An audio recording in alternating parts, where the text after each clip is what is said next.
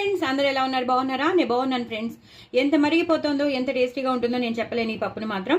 ఎందుకంటే మనం ఉపవాసాలు ఉన్నప్పుడు మాత్రం మనం పూజ చేసుకుంటాం, ఉపవాసం ఉంటాం, ఆ దేవుడి నామస్మరణలో ఉంటాం. ఓం నమ శివాయ్. కానీ ఇవాళ మాత్రం నేను చాలా ఇంట్రెస్టింగ్గా, మనం ఎప్పుడు పప్పు చేసినా సింగిల్గా టమాటో పప్పు కానీ సింగిల్గా దోసకాయ పప్పు కానీ చేస్తూ ఉంటాం. అలా కాకుండా నేను ఇవాళ బోత్ టమాటో అండ్ దోసకాయ కలిపేశాను. అందులో చింతపండు వేసి బాగా ఉడకబెట్టేసుకున్నాను, పచ్చిమిరపకాయలు అన్నీ వేసి. దీని రెసిపీ నేను మీకు షేర్ చేస్తున్నాను కాబట్టి నేను ఇంకా చెప్పక్కర్లేదు. బట్ పప్పు మాత్రం చాలా చాలా టేస్టీగా ఉంటుంది. నేను పోపు ఎలా వేస్తానో కూడా మీకు తెలుసు.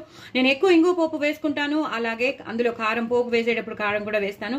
నేను వెల్లుల్లిపాయలు వేయట్లేదు, ఇవాళ పౌర్ణమి, అందులోనూ కార్తీక మాసం. నేను అస్సలు వెల్లుల్లిపాయలు వాడను, వెయ్యను కూడా. అయినా సరే చాలా చాలా టేస్టీగా ఉండే దోసకాయ టమాటో పప్పు మాత్రం మీకు రెడీ అయిపోతుంది. మీరు చూస్తుంటేనే తెలిసిపోతుంది కదా.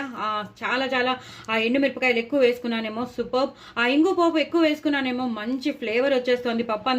పప్పు బాగా ఉడికిందేమో, చాలా బాగుంది. ఇల్లంతా గుమ్మగుమ్మలు ఆడిపోతుంది. చాలా చాలా టేస్టీగా చేశానండి.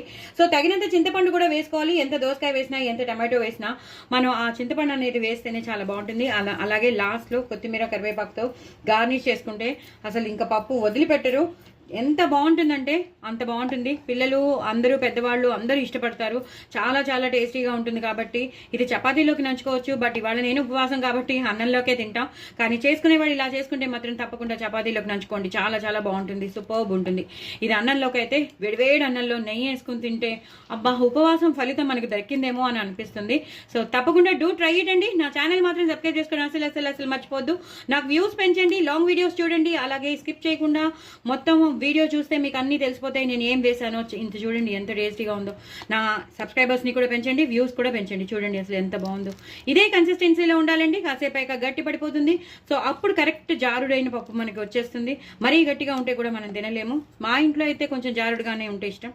సో ఇలా చక్కగా చేసుకుని తినేస్తే హ్యాపీగా, చాలా చాలా టేస్టీగా కడుపు నిండిపోతుంది. ఇంకేం కావాలని అనిపిస్తుంది.